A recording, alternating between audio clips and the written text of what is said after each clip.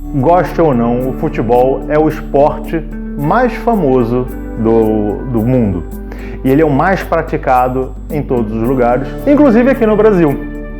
Mas talvez uma coisa que escape muito a percepção de alguém que gosta de futebol, ou até mesmo de alguém que critica o futebol, é que o futebol ele reflete a sociedade na qual ele está inserido.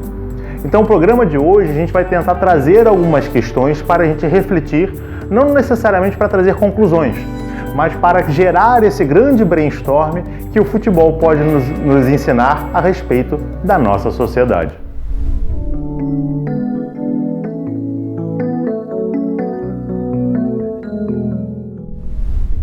E agora é jogo. Agora começou, agora a bola rolou. O juiz apitou, vambora. E de fato, como o Paulo muito bem disse na abertura, o futebol ele serve como retrato de muitas coisas na nossa sociedade. É claro que existem vários pontos positivos e negativos. Acho que como ponto positivo a gente pode destacar que o esporte, o desporto no geral, ele serve como aprendizado de muitas coisas na vida. A competição no geral, se de forma bem estruturada, ela serve para a gente crescer muito, mas acho que o primeiro ponto problemático que a gente pode destacar em relação ao futebol é a ideia de fanatismo, que na verdade nem tem tanto a ver assim com o futebol, mas que se manifesta também no futebol, assim como se manifesta em vários outros lugares em vários outros lugares da sociedade. Só um exemplo para ficar bem claro.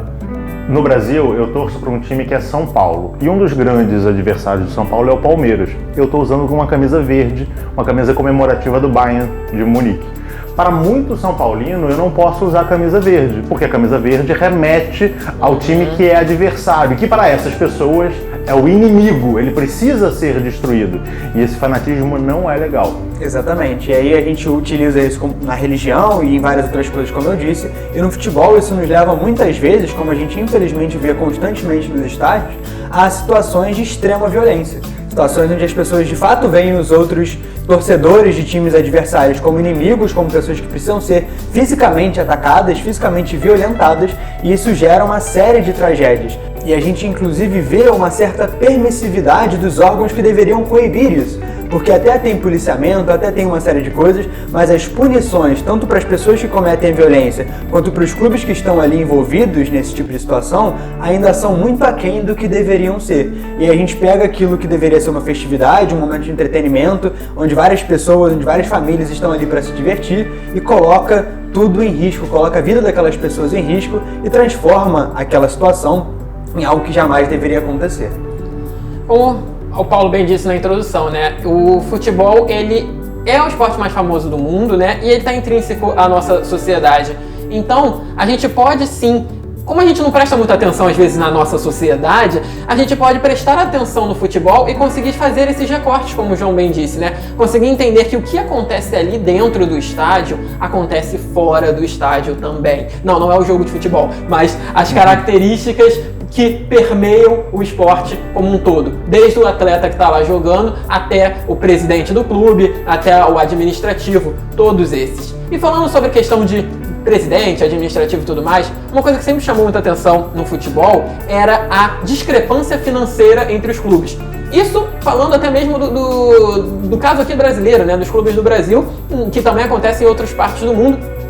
Mas a discrepância é muito grande. Você tem clubes que são riquíssimos e você tem clubes que são extremamente pobres, são paupérrimos. Parece que é aquele clube que você joga quando você está no ensino fundamental do colégio, sabe? Tipo, são uma discrepância muito grande. E parando para pensar, faz sentido, porque essa mesma discrepância existe na nossa sociedade. Essa é a ideia onde você tem muito dinheiro e muito poder e o outro não tem nenhum dinheiro e pouco poder, isso também é alimentado na sociedade. Da mesma forma que no futebol não existem políticas que tentem minimizar, né, equalizar essa... Até tem, mas quando tem são boicotadas, porque não existe um interesse genuíno por parte daqueles que detêm o poder, ou seja, dos grandes clubes, de que isso aconteça. Porque eles querem continuar mantendo o quê? A diferença, a discriminação. E isso acontece o tempo todo na nossa sociedade. a gente vê como que o poderoso oprime o mais fraco. No futebol, a gente vê claramente que o time que tem mais dinheiro, ele leva vantagem sobre aquele que tem menos dinheiro. Por quê? Porque ele tem mais condições de contratar bons jogadores, bons técnicos, bons preparadores, ele tem mais recursos para poder fazer treino, ele tem mais subsídios materiais que permitem que ele tenha maiores vantagens. E as pessoas vão falar, ah não, mas é mérito. O clube que é ferrado, ele é ferrado porque ele é ruim. Porque ele, né, aí entra aquele famoso discurso do mérito no futebol, da meritocracia do futebol, que só existe no futebol, esse discurso da meritocracia, né? Porque o clube rico, ele é rico porque ele ganha muitos jogos. Ele lutou para ser rico. Exatamente. E aí fica a pergunta. A história dele mostra isso, né? E aí fica o questionamento, né? Nosso objetivo aqui, como o Paulo disse, não é dar resposta para o questionamento. Será que ele realmente é rico porque ganha muitos jogos? Ou será que ele ganha muitos jogos porque ele é rico? Tem uma questão interessante. A gente está gravando esse programa no ano de 2023. Nos últimos anos, a gente tem no Brasil alguns modelos de times com muito dinheiro. Palmeiras, Flamengo e o Atlético Mineiro.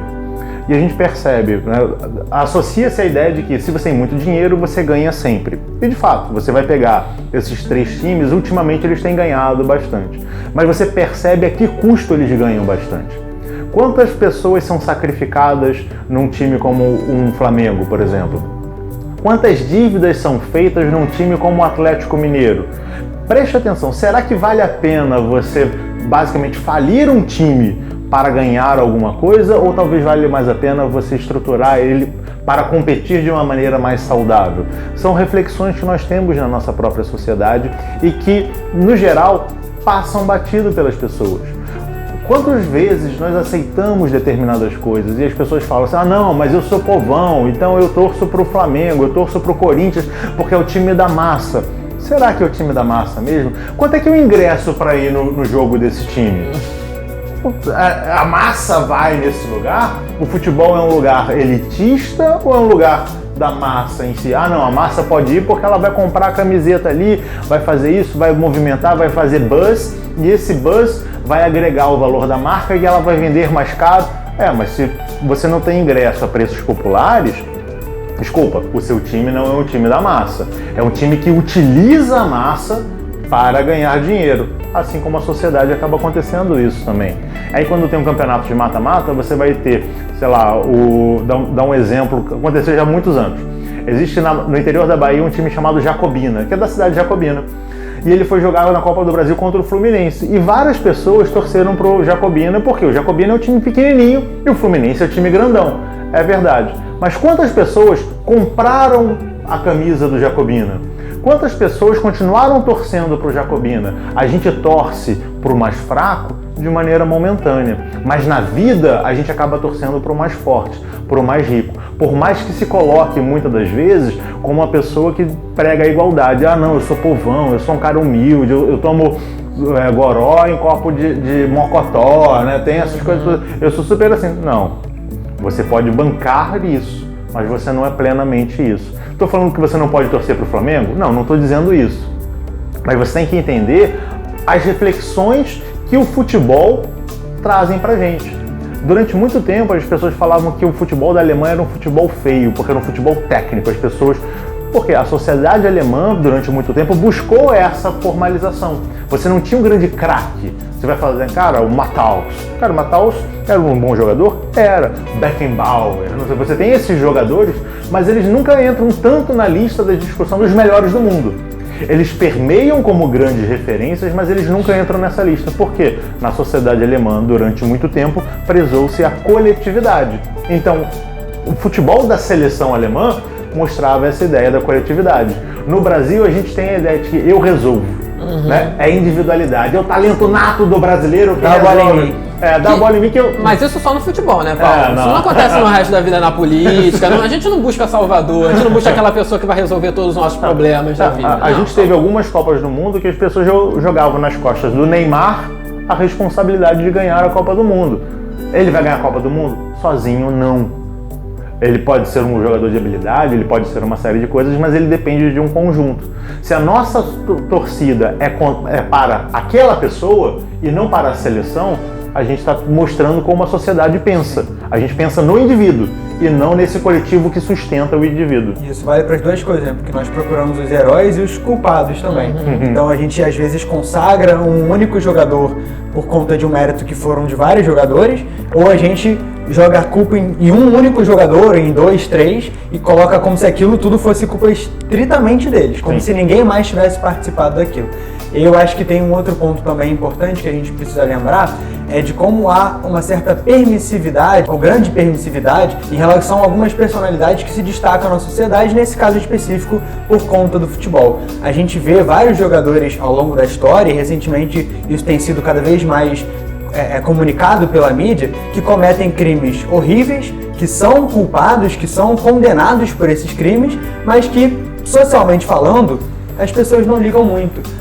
Num dia é notícia, no outro dia algumas pessoas criticam, mas passam ali 2, 3 meses e a gente esquece. Eles muitas vezes voltam inclusive a jogar, voltam a ser contratados. Ou às vezes nem param de fazer isso. Ou às vezes nem param. E as pessoas até ficam preocupadas. Eu lembro, desculpa te interromper, mas lá para a década de 90, início dos anos 2000, teve alguns jogadores, aconteceram várias questões, mas um específico, que ele se envolveu num acidente de carro onde morreu uma pessoa e as pessoas estavam preocupadas que ele não ia mais jogar futebol. Se fosse o Zé da esquina que tivesse feito isso, as pessoas iam falar, cara, esse cara tem que ser preso. Mas como ele era um jogador de futebol, as pessoas estavam preocupadas naquilo que ele vai deixar de fornecer à sociedade, né? Exatamente. Então não importa quem é que está ali. Se eu estou ganhando com aquilo, se aquilo de alguma maneira me traz um benefício, então tá tudo bem. Se fosse no time contrário, aí não, aí ele tá errado, aí tem que punir, aí uma série de coisas. Mas como essa pessoa pode ganhar a Copa do Mundo pra gente, como essa pessoa pode ganhar um título pro meu time, aí tá tudo certo, aí tá tudo tranquilo, enquanto ele está jogando bem. Se ele começa a jogar mal, aí eu começo a ver os problemas que ele traz e tudo que ele representa e que antes eu magicamente não conseguia enxergar. E aí resgato tudo aquilo que eu passei pano e jogo na conta dele, né? Exatamente. Então a gente precisa pensar nesse tipo de coisa e a gente passa muitas vezes a ideia, não só para esses jogadores, mas para todo mundo na sociedade, de que se você tem poder, de que se você tem dinheiro, você pode fazer o que você quiser e nada vai acontecer, porque quem pode modificar essa situação também não está interessado em modificar. Sim, esse ponto que você falou, tocou, é muito importante, porque da mesma forma que a gente disse que o futebol ele é um retrato da sociedade, de forma que ele é um sintoma, ele nos revela questões sociais, problemas sociais, ele também tem uma outra parte ativa no sentido de formar a sociedade. O futebol, o esporte como um todo, mas o futebol por ser o mais famoso, ele é um formador de indivíduo muito forte, de comportamento social, né? Exatamente. Fica até melhor do que indivíduo, porque filosoficamente não seria um indivíduo, mas sim um comportamento social. Nós somos muito influenciados, principalmente, como o João disse, a gente busca heróis. E o esporte, isso é geral. E existe, eu não vou me debruçar nisso aqui agora porque não é a ideia do vídeo, mas pesquisem, existem estudos falando sobre isso, porque realmente o esporte, ele é o que nos aproxima da glória que no passado se conseguiam, por exemplo, com guerras ou com grandes... No esporte você consegue ganhar um campeonato, é uma grande conquista. Então o esporte ele tem muito essa glamorização de você... grande atleta, você é um grande guerreiro, você é um grande herói. Tem toda essa mitificação por trás de você. E a gente tem que tomar muito cuidado, dar um passo atrás quando a gente está olhando para isso e entender. Não é porque o cara é um bom atleta que ele é um bom ser humano, que ele é um bom pai, que ele é um bom filho. Ele pode ser bom em tudo isso, mas uma coisa não está diretamente ligada à outra. Só que quando a gente coloca aquela figura como herói, querendo ou não, heróis são feitos para serem modelos. Não tem como você mandar para o seu cérebro essas duas mensagens que separadas, que ele é meu herói, mas ele não é meu modelo. Não. Se você está dizendo que ele é seu herói, o seu cérebro já vai entender que ele é seu modelo. E aí é o que o João disse. Entra a ideia de que tipo, se fulano de tal cometeu um crime, tudo bem.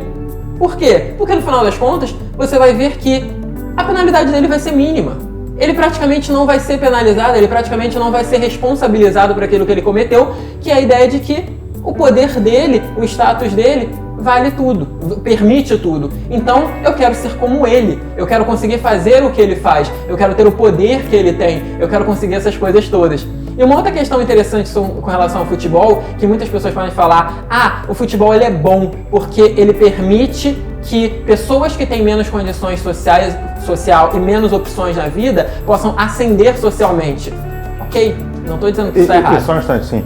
Ele não ascende socialmente, ele ascende financeiramente. Sei. Porque ele, por mais que ele tenha dinheiro, ele dentro daqueles que têm dinheiro continua sendo visto como um pária. Exatamente. Mas apenas um pária que tem dinheiro. Então ele frequenta o mesmo lugar que eu, ele se comporta em determinadas coisas, mas ele não é o igual. Exatamente. Inclusive eu me inspiro nele, eu queria ser como ele, mas se eu fosse como ele eu seria melhor.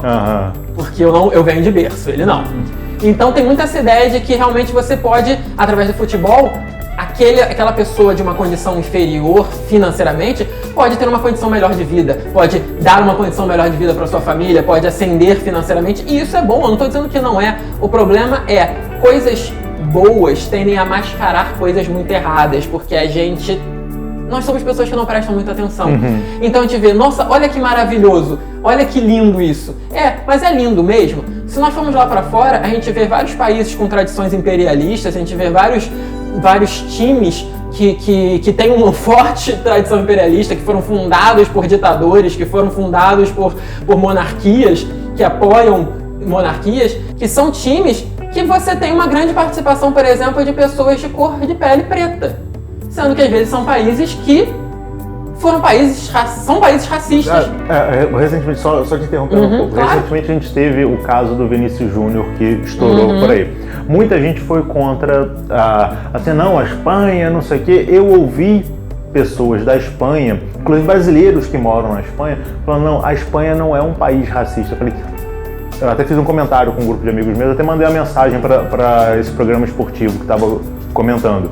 Eu disse, a Espanha é um país racista, assim como o Brasil é um país racista. O racismo, ele é estrutural, ele existe. Você pode não ser vítima, você pode não perceber determinadas coisas, mas o racismo está ali influenciando todo mundo. Infelizmente, todos nós somos racistas. Por mais cabeça aberta que a gente seja, por mais desconstruído, usando a palavra da moda aí, que a gente seja, nós temos características racistas, porque a gente vive numa sociedade racista e a gente é influenciado por isso. E é por isso que muitas das vezes é permitido determinados cânticos racistas, homofóbicos, xenófobos, uma série de coisas dentro do estádio, porque a sociedade é assim. E aí quando alguém tenta se levantar contra esse tipo de coisa, não, mas o futebol é esporte, o futebol é paixão. Você tenta passar aquele pano gigante para falar, não, isso só acontece no futebol. Não, se acontece no futebol, acontece na sociedade. Ninguém vai pro futebol e falar, virar assim, alguém que teve uma decisão que você não gostou, você fala assim, pouco inteligente. Ninguém vai nisso. Tipo, a pessoa fica com raiva e chama a pessoa de burro, de idiota, de uma série de coisas. Você vê uma determinada coisa e você, lá no início do nosso programa, a gente falou sobre essa questão do ataque, você vê o outro como um inimigo, alguém para ser destruído, não como um adversário, alguém que ora vai ganhar, ora eu vou ganhar, e a gente cresce nessa troca. É o meu inimigo, então eu preciso destruir. Então quando eu olho para ele, eu vou botar para fora todos os preconceitos que eu tenho. Eu vou falar, futebol não é coisa de mulher, futebol é espaço de macho. Daí você começa a ter aqueles vários preconceitos que são, vamos colocar, aceitos nesse meio, e que ainda bem a gente está passando por um processo de transformação. A gente ainda tem muita coisa para mudar, tem muita coisa para transformar no futebol, inclusive, porque como o Patrick disse, o futebol ele é um reflexo da sociedade, mas ele, como algo televisivo, passado pela internet, passado pelas grandes mídias, passado até mesmo pelas pequenas mídias, ele influencia a sociedade. Então ele é alimentado pelo comportamento viciado da sociedade, mas ele alimenta esse comportamento viciado.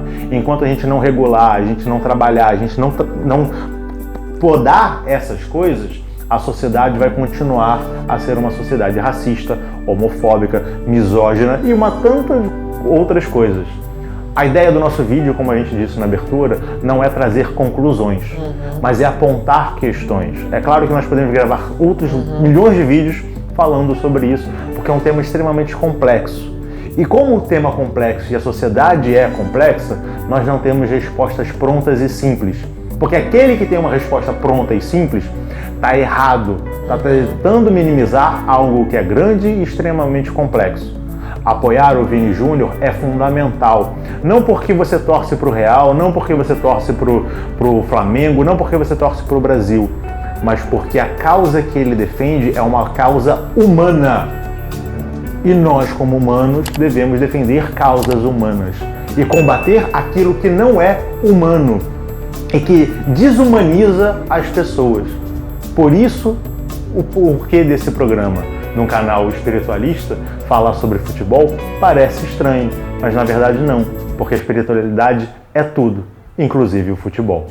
E até o próximo programa. Tchau, tchau.